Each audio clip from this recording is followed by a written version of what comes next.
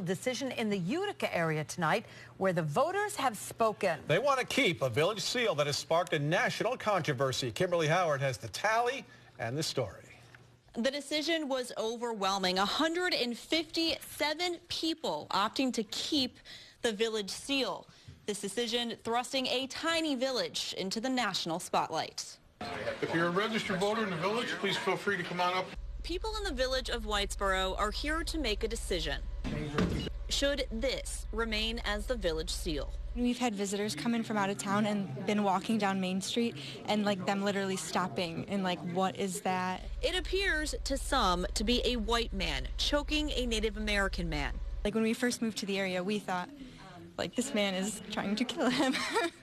But historians say the seal, which has been a stamp within the community in some form or another since the 1800s, actually depicts a friendly wrestling match between village founder Hugh White and a Native American chief. White, historians say, won the match, and so also the tribe's approval.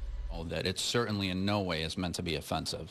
But to some, it is. And while the issue is serious enough to gain more signatures on change.org than there are people in the village, it's also made way for laughs. National outlets, including The Daily Show, making the seal the butt of a joke. No, most of the criticisms that we're receiving are not from village residents. They're from people really outside of the area. This is something that's been talked about for decades and decades and decades. But this is the first time it's ever actually been brought to our residents.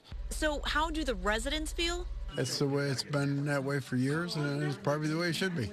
I just think it's a good thing. It's a good logo. Can you understand how it's off-putting to some people who might be past? Absolutely, absolutely. But that's political correctness, and we don't need that. But Elizabeth Brigham, who designed this alternative seal depicting the Erie Canal, disagrees. I just think in the generation that I'm growing up in, people are becoming more aware of equality and peace, and seeing something like this just really isn't going to fly. Now, this vote was really a public opinion poll. The village board, of course, would ultimately have the final say. The mayor insisting that if the vote were different, the seal would change. And that change, he says, would cost the village a relatively small amount of money. We are in the village of Whitesboro. Kimberly Howard, CBS 6 News.